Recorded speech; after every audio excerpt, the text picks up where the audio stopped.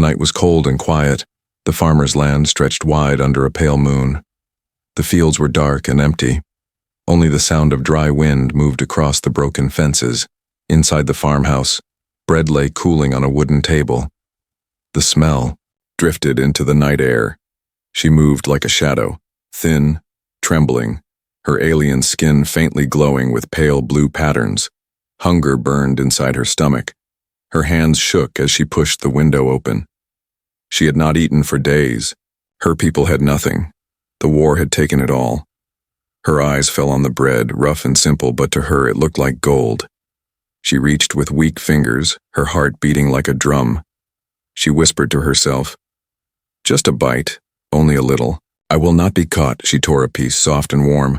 She pressed it to her lips and closed her eyes, but then the floor creaked. Heavy footsteps came from the back of the room. The farmer stood there, broad shoulders in the dark, his rough hands holding a lantern. The light fell on her face. He saw her glowing skin, her sharp cheekbones, her wide, frightened eyes. She froze, like a cornered animal. Bread still in her hand, she wanted to run, but her legs would not move. The farmer's voice was deep and tired. "So, the thief is not a man but a girl," he said. His voice carried more surprise than anger. She dropped the bread, falling to her knees. "Please do not call the guards, they will kill me. I was only hungry." Her voice cracked, her hands pressed to the ground. Her breath was fast and shallow. The farmer frowned. His eyes searched her face. He had seen aliens before in the markets, but never one this close, never one so desperate.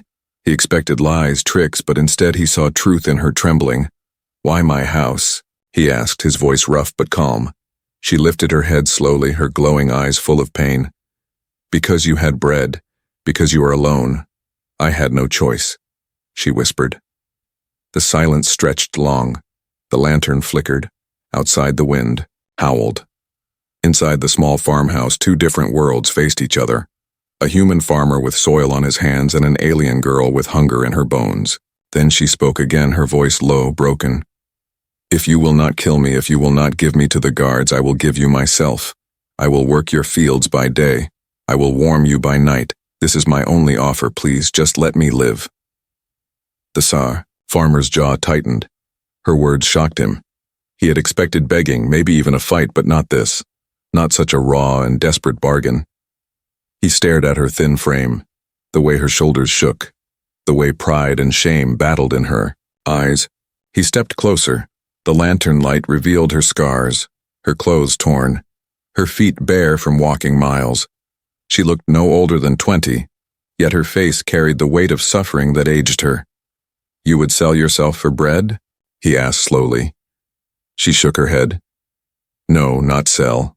I only have myself to give. I cannot pay with coin. I cannot pay with land. I can only give what I am. If you wish, take it, but do not hand me to death." The farmer's heart was heavy. He had lived many winters alone. His land was harsh, his neighbors colder.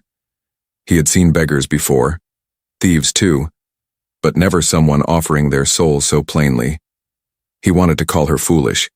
He wanted to throw her out, yet he did not. Something in her voice, in her eyes, held him still. He remembered the war, the burned villages, the hollow-eyed children. The girl bowed her head again, her voice barely a whisper. "Please, farmer, one chance. I can work harder than any man. I can carry, I can dig, I can plant. Only let me stay." The farmer stood silent, his lantern shaking in his hand. The bread on the floor lay between them like a line, a choice. He could send her away, call the guards, or take her deal. Outside, the night grew colder, but inside the room the tension burned hotter.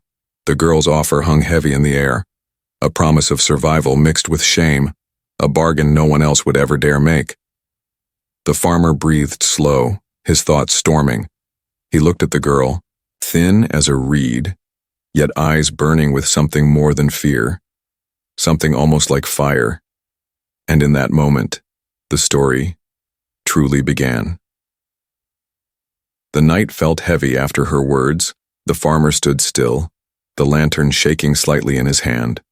The alien girl's offer echoed in the silence. Work his fields by day. warm him by night. It was a bargain that tasted of both hunger and desperation. He studied her closely, her skin glowing faintly with those strange blue lines, her thin shoulders trembling under the weight of her shame. She had nothing else to trade, nothing else to give. The world had stripped her bare. "Stand up," he said at last, his voice steady. She lifted her head, fear in her glowing eyes, but she obeyed, slowly rising to her feet. She swayed as if a strong wind could break her. The farmer walked around her, the lantern lighting her torn clothes, her scarred arms, her bare feet cracked from long miles. "You say you can work," he said, "but words are cheap." She swallowed hard. "Test me then. Test me tomorrow in your fields." Her voice was weak but determined. The farmer narrowed his eyes, suspicion burning inside. "If I let you—" "Stay, the council will ask questions, the neighbors will whisper. Why should I take that risk?" She lowered her gaze. "Because I will not survive another night out there. Because my people are starving in the ruins. If I return with nothing, I cannot face them." Her words pressed into him like cold iron. He had heard of her kind wandering, the outskirts, broken families, scattered survivors of war, but hearing it in her own voice was different. He set the lantern down on the table, the bread still on the floor between them, untouched now. "One day," he said slowly. "Tomorrow. You work. If you fall, if you fail, then you leave. No more words." Her eyes widened. Hope flickered inside them like a flame. "Yes," she whispered. "Just one day and you will see." She knelt quickly, picking up the fallen bread. She placed it back on the table, not daring to eat. "Tomorrow," she repeated, as if sealing her own fate. The farmer turned away, his heart uneasy. He poured water into a wooden cup and set it before her. "Drink, then sleep by the fire. I'll decide in the morning if you truly belong here," he muttered. She touched the cup like it was treasure, drinking in small, careful sips. Water ran down her chin. She closed her eyes, relief washing over her. She whispered, "Thank you." But he did not reply. The fire cracked. Shadows danced on the walls. The farmer sat in his chair, watching her as she curled up by the hearth. She was thin, fragile, but there was something in her stillness that unsettled him. He had expected a thief, but not this. Not a girl who offered herself like coin. His mind wrestled with doubt. Was she tricking him? Was she a scout for raiders? Or was she truly just a starving girl clinging to life? He gripped the arm of his chair, telling himself he would know tomorrow. The alien girl, half asleep, whispered softly to herself, words in her own tongue, strange and musical. Her glowing markings dimmed as she drifted into rest. Outside, the wind carried the sound of distant wolves. The land was harsh, the night colder, but for the first time in weeks she felt safe enough to close her eyes. The farmer stayed awake long after, listening to her soft breathing. The silence, pressing in on him, he knew tomorrow would test them both. When dawn broke, the sky was painted red and gold. The fields stretched wide under the early light. The farmer stood at the edge of his land, the girl beside him, her hair tangled, her face pale, but her eyes steady. He handed her a rusted hoe, the wood rough and heavy. "Prove yourself," he said. "The soil here is hard. It will break you if you are weak." She gripped the tool with both hands, her arms shaking already, but she nodded. She struck the earth. The blade cut shallow. Again she tried, sweat rolling down her brow.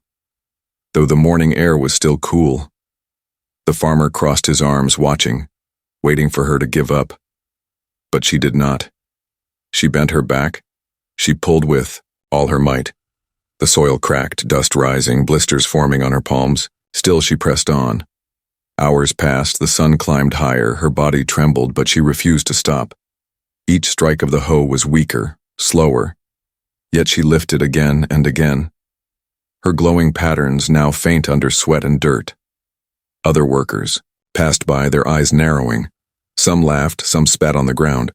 "The thief works now," one muttered. "She will not last." Another sneered. The girl kept her head low, ignoring them, her breath ragged, her lips cracked, but she would not give them the victory of seeing her collapse.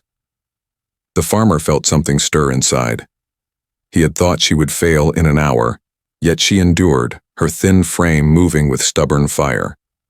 When the sun dipped lower and the sky turned orange, she finally dropped to her knees, chest heaving, arms raw and bleeding from splinters, but the field was broken. The earth turned, proof of her labor. The farmer walked to her, his shadow falling over her. She lifted her face slowly. Sweat and tears mixed on her skin. "I told you," she whispered. "I can work." He looked down at her, silent, the weight of her words, her suffering, her offer pressing harder now. The bargain in the dark was no longer just words. It was written in her blood and sweat, and the farmer, though still unsure, knew the decision was no longer simple. The sun was high, burning across the wide sky. The fields lay heavy with dust and heat.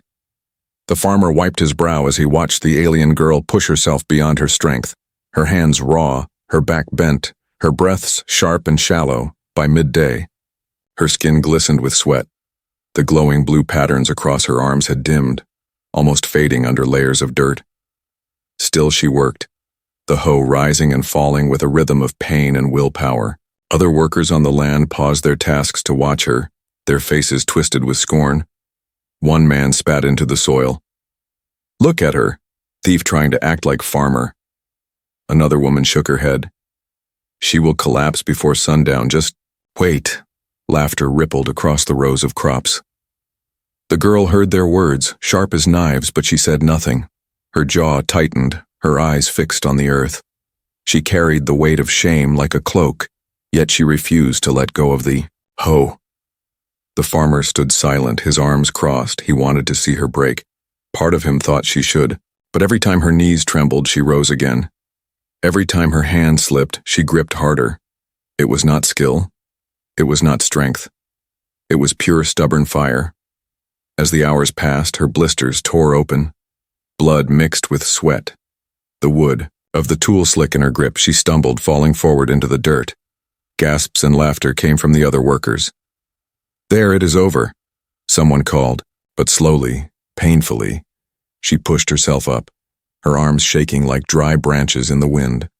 She lifted the hoe again, her breath ragged, and struck the earth once more. Silence fell for a moment. Even the farmer felt a weight in his chest. By late afternoon, the sun turned the fields into a furnace. Heat waves danced in the air. The girl swayed where she stood, her legs weak, her vision swimming. Yet she whispered to herself in her own language, words the farmer could not understand, and swung the hoe once more. The farmer stepped closer, now his boots crunching on the dry soil. "Enough," he said, his voice firm. But she shook her head, her hair clinging to her damp face. "Not yet. One more row." She croaked, her voice nearly gone. He wanted to snatch the tool from her, hands to end her suffering. But he stopped because in her eyes he saw not fear, not defeat, but something deeper, something that reminded him of storms that refused to break. When the final light of day stretched across the fields, she dropped at last, her body crumpling into the dirt. She did not faint, but she could not rise.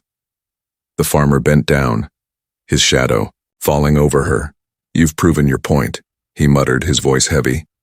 She lifted her head slightly, her lips cracked. "I told you," she whispered.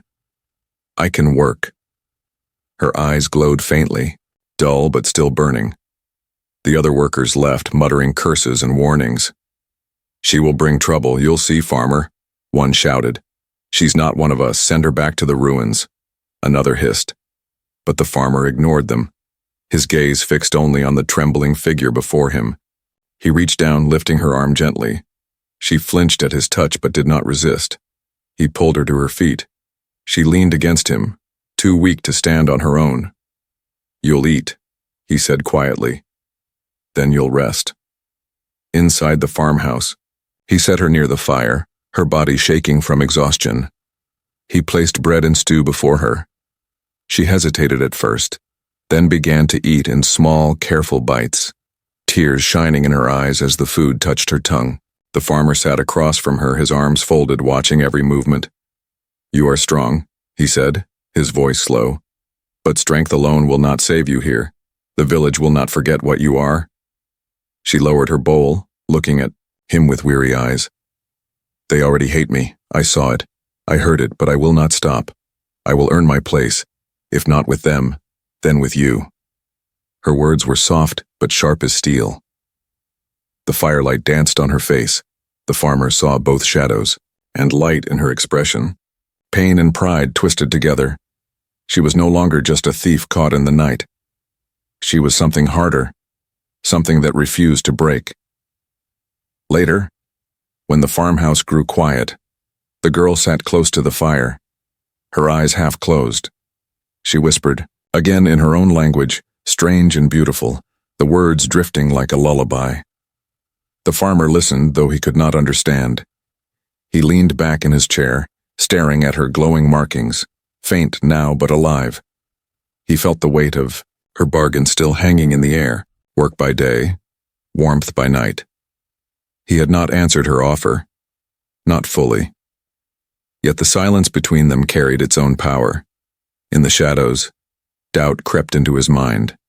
But so did something else, something unfamiliar, a pull toward the girl who should have been nothing more than a thief.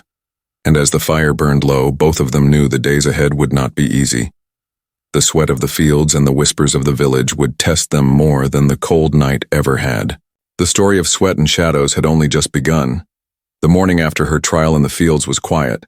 The farmer repaired the broken fence, while the alien girl carried buckets of water to the animals, her steps unsteady, but her will steady. She still bore the marks of blisters and bruises, yet her glowing eyes held no shame, only determination. But the village was not quiet. Whispers spread faster than wind. In the market stalls by the well, even outside the council house, people talked of the farmer and his strange guest. They say she is a thief, one old man muttered, caught stealing bread from his very table. A woman shook her head. And yet he keeps her, lets her work his land as if she were one of us. Children repeated stories they overheard. Some said the alien girl was cursed. Some claimed she would bring raiders to the village. Others laughed and said the farmer had grown soft. By noon, the whispers had turned into questions and questions into anger. A group of men approached the farm, their boots heavy on the dirt road. The farmer looked up from his work, wiping sweat. From his brow the girl froze, clutching the wooden bucket tightly. The men stopped at the fence, their leader, a tall man with a scar across his cheek, leaned forward. "We heard you caught a thief," he said, his voice sharp. "Why is she still alive, farmer? Why does she walk your land?" The farmer stood, firm. "She works here now, she earns her bread," he answered, his tone even but hard. The scarred man sneered. "Earns? An alien cannot earn. She steals. She lies. She brings nothing but ruin. Send her back to the ruins where she belongs." The girl lowered her gaze, her fingers tightening around the bucket handle, until her knuckles went white. She wanted to speak, but the farmer's hand rose slightly, silencing her. "She stays," the farmer said at last. "As long as she works, she stays." The men muttered darkly, their eyes full of warning, then turned back toward the village, leaving dust in their wake. But the whispers did not leave. They grew louder, heavier, like a storm building on the horizon. That evening the girl sat by the fire, her eyes reflecting the flames. "They hate me," she said quietly, her voice trembling. "They will never accept me. I bring you danger." The farmer leaned back in his chair, staring at her. "The village has always feared what it does not understand," he said. "But fear does not decide for me, I do." Her lips trembled. She bowed her head. "I will work harder, I will prove myself," she whispered. He nodded, though deep inside he knew proof might not be enough. The next days were heavy with tension. When she walked through the fields, villagers passing by turned their faces away when she fetched water at the well. The women moved their buckets to the other side when she mended fences. Children whispered insults behind the walls. Yet she endured. She carried stones. She planted seeds. She lifted wood, never asking for rest. Her glowing patterns faint in the sun, her hands scarred but steady. One afternoon a storm rolled over the land. Fierce winds tore through the village. Roofs broke. Fences fell. Rain drowned the fields. The farmer ran to save his crops, but it was the girl who climbed onto the roof, her hands gripping slippery wood. hammering the broken tiles back into place. Villagers watched from a distance, shocked by her courage, her figure outlined against the lightning, though whispers followed.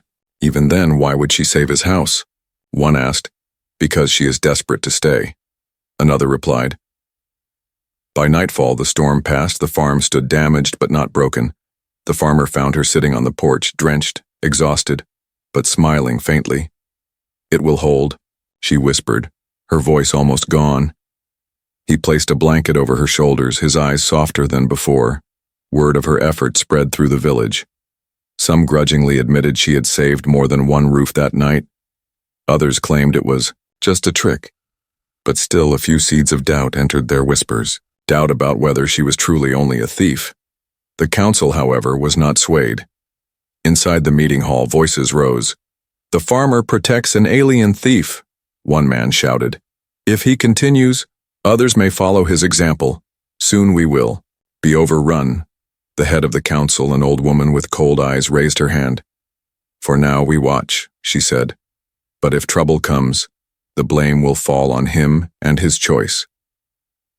Back at the farm, the girl sat quietly by the fire again. She whispered in her own tongue, words soft like prayer. The farmer listened, though he could not understand. The glow of her markings reflected in his tired eyes. He knew the village's whispers had power. They could turn into fire, into torches, into a mob.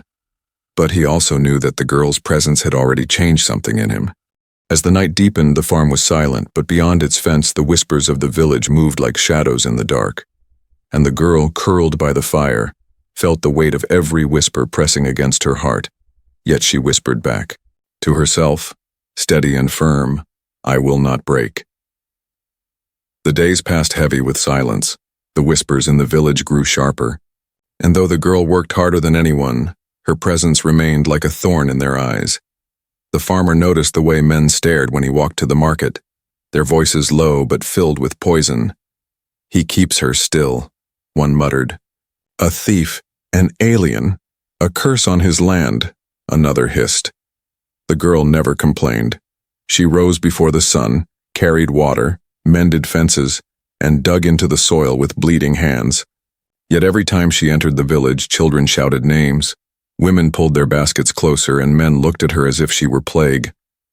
One evening, as the last light faded, the farmer sat sharpening his axe while the girl fed the animals. The sky burned red with sunset, but there was something uneasy in the air. The dogs barked more than usual. The horses shifted restlessly. Night fell, and with it came shadows moving along the edge of the fields, a group of men carrying torches, their faces hard, their steps loud. The farmer stood when he saw the glow, his axe still in his hand. The girl froze by the barn, a bucket slipping from her grasp. Water spilling across the dirt, her eyes wide, glowing faintly in the dark. "Stay inside," the farmer said firmly. But she shook her head, her fear clear yet her feet unwilling to move. The men came closer, torches burning bright. Their leader, the scar-faced man from before, raised his voice. "Farmer, your time is done. No more hiding the thief, no more shame on our village." His voice rang with anger. Another man threw his torch. Fire leapt across the barn wall, dry wood catching instantly. Flames roared upward, sparks lighting the night sky. The animals inside screamed, kicking and thrashing. The girl ran forward. Before the farmer could stop her, she threw open the barn doors, smoke pouring out, coughing, her eyes stinging. She pulled at the ropes, untying the horses, slapping their flanks until they bolted free. The fire spread faster, heat searing. She stumbled inside again, dragging a young calf by its rope, choking as black smoke filled her lungs.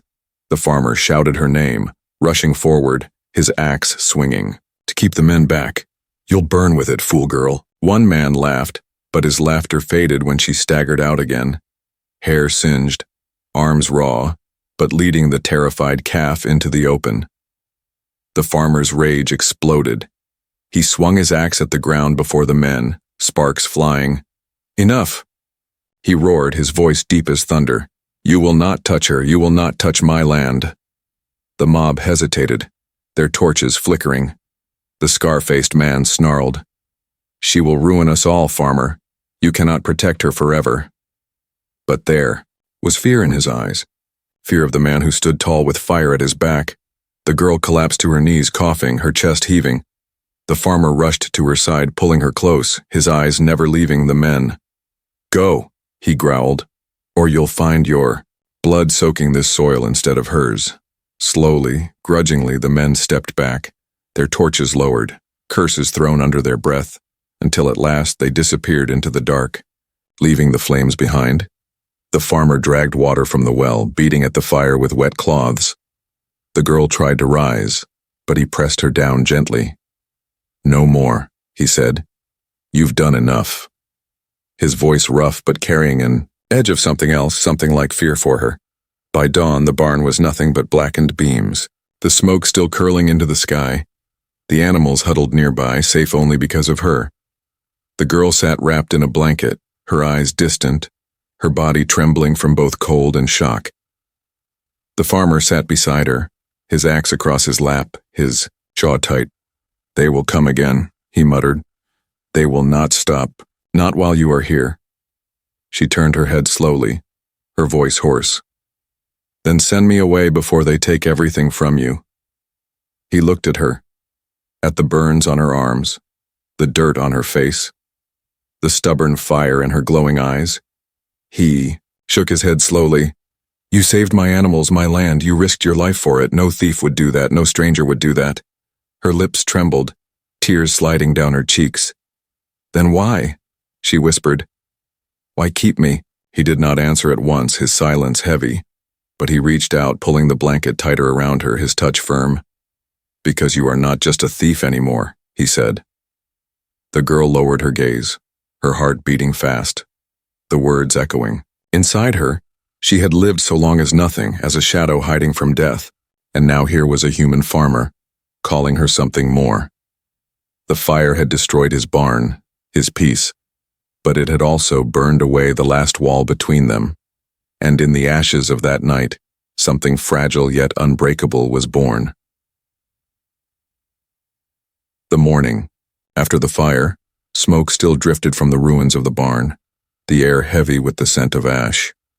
The farmer stood quietly, his axe leaning against the fence, his eyes on the blackened wood. The alien girl moved slowly beside him, her arms wrapped in cloth, her skin blistered from the flames, yet she carried buckets of water to wash the burned ground. She would not rest, not even after the night that nearly killed her. The village awoke restless, whispers louder than ever. "The farmer defends a thief with fire and axe," one voice spat. "He chooses an alien over his own people," another growled. By noon the council sent word, a message carved into wood and left at his gate. It said only this: "Send her away or lose your land." The farmer read it silently, his jaw tightening. Inside the farmhouse, the girl sat by the fire, her hands trembling as she mended a torn cloth. She looked up when he entered, her voice quiet. "They want me gone, don't they?" He placed the wooden message on the table. "They gave me a choice," he said, his voice low. "Either I send you back to the ruins, or they take everything I have." Her lips parted, her eyes wide, glowing faintly with sorrow. "Then you must send me away," she whispered. "Your land is your life, your home, your family. I cannot take that from you." The farmer stared at her, his hands rough from years of labor, his heart heavy with the weight of the decision. He remembered the night she stole his bread, the way she knelt and begged for life. He remembered the days in the fields, her sweat, her blood, her stubborn fire, and he remembered the barn in flames, her body dragging animals out of the smoke. "You think I can let you walk back into death?" he asked, his voice sharp. She bowed her head. "Better my death than your ruin," she whispered. Silence filled the room, broken only by the crackling fire. The farmer's chest ached. He had lived alone for so long, his land his only companion, but now, for the first time in years, he could not imagine the fields without her shadow moving through them. He stepped closer, kneeling beside her. "You are not my ruin," he said slowly, his voice trembling though strong. "You are my choice." She lifted her head, her glowing eyes full of tears. "But they will destroy you," she said. He shook his head. Then let them try, I will. Not give you up, not for land, not for peace, not for anything. Her lips trembled. She pressed her hands to her face, sobs breaking free. She had been called thief, curse, burden, but never choice. Never someone worth losing everything for. The farmer reached and gently pulled her hands down, his eyes steady. I don't know what tomorrow brings, but tonight you stay. Not as a bargain, not as a thief, but because I want you here. The words wrapped around her heart. Fragile and strong, she nodded slowly, her voice shaking. Then I will stay. I will work until I fall. I will give all I am, because you chose me. That night the farm felt different. Though the barn lay in ashes, though the council's threat hung like a storm, the farmhouse glowed with warmth, the firelight casting shadows of two figures no longer strangers. The girl slept by the hearth, but not as a beggar, not as a prisoner of her bargain. She slept with a peace she had not known since before the war. The farmer sat watching her, his axe nearby, his mind already braced for what the village might do. Morning came with uneasy calm. The neighbors walked by, staring with cold eyes. Some whispered curses, others only shook their heads. But the farmer did not bow his head. He walked with her into the fields, side by side. She worked with torn hands. He worked beside her, and though the whispers grew heavier, though the council's shadow loomed larger, their steps were steady. The choice had been made. The farmer's heart no longer his alone. It now carried the weight of hers. The girl who once stole his bread was now the reason he lifted his tools, the reason he sharpened his axe, the reason he faced the world with defiance. That evening, when the sun dipped low, she stood at the porch. Her glowing markings faint under the fading light, she turned to him, her voice soft. You risk everything for me. Why? He looked at her, his eyes weary but clear. Because you gave me back something I lost long ago, he said. You gave me a reason not to live alone. She stepped closer, her hands trembling, her voice breaking. Then I will not let you stand alone, not ever again. And in the quiet of that moment, the farmer knew, whatever came from the council, whatever the village planned, he had already chosen his path. It was not the path of land or wealth, it was the path of hearts. The days after the council's warning passed heavy and slow. The village watched the farm like hawks circling above. Whispers grew sharper, eyes colder. Some spoke of driving the girl out themselves, others waited for the council to strike. The farmer knew it could not last. He repaired fences, tended animals, and worked the fields. But every step carried the weight of what was coming. Beside him the alien girl worked too, her thin frame moving with strength born of desperation, her glowing eyes steady despite the fear pressing around them. One morning a messenger arrived. At the gate, a boy carrying another carved piece of wood. This one read, Come before the council, bring the girl, or be dragged in chains. The farmer read the words, his jaw tight. The girl stood behind him, her hands trembling. It is the end, she whispered. They will take your land. They will punish you because of me. But the farmer shook his head. No, it is not the end. It is the time to speak.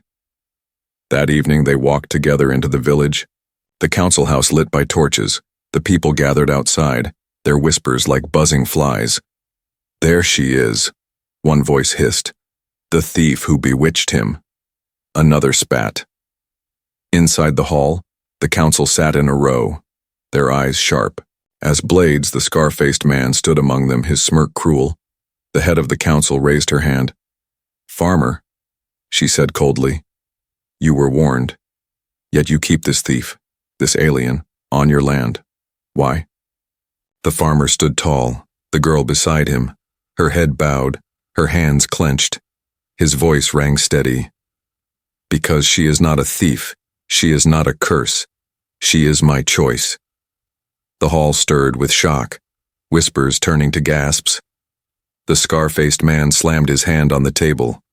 Choice? She stole from you, she should be in chains, yet you defend her. His eyes burned with hate, but the farmer did not flinch. She stole because she was starving, the farmer said, his voice deep. She could have run, She could have hidden, but instead she offered her hands to work.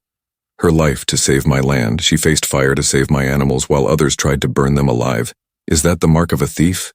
The crowd outside grew restless. Some voices shouted curses, but others murmured uneasily, remembering the storm she had braved, the barn she had saved.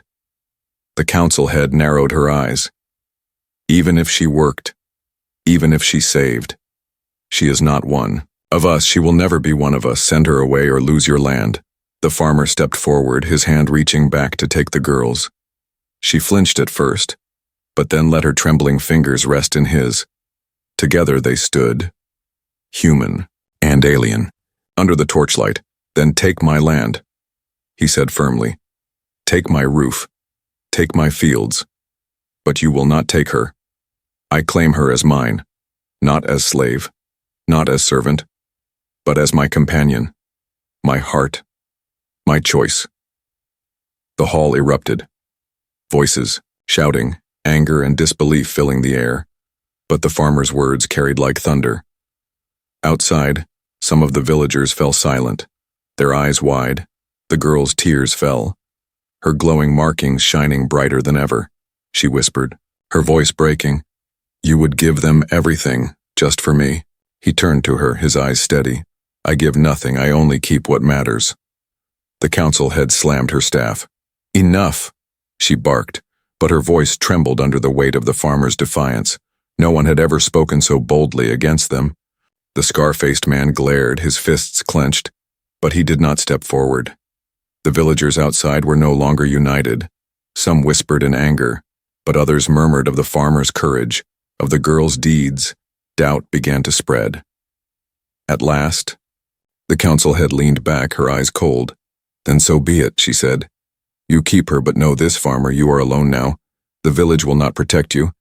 The farmer tightened his grip on the girl's hand, his voice calm. "I was alone before she came, but now I am not." He turned, leading her out of the hall, the torches casting long shadows behind them. The crowd parted, some with hate in their eyes, some with confusion, a few with respect they dared not speak. Back at the farm, the night was quiet, the burned barn still a scar against the stars. The girl stood on the porch, her eyes full of wonder and fear. "They will come, again," she whispered. "They will hate us more than before." The farmer stood beside her, looking out over his land. "Let them come," he said, his voice steady.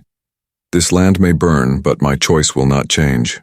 She turned to him, tears on her cheeks, her voice soft. "Then I promise I will work your fields by day. I will warm you by night. Not because I must, but because I want. Too, because you gave me back my life." The farmer looked at her, and for the first time in years, a faint smile touched his lips, and under the silent stars, in the shadow of ash and fire, a new bond was sealed, not by bargain, not by survival, but by claim of heart and soul. The story of the hungry thief had ended, but the story of the farmer and the alien girl had only just begun.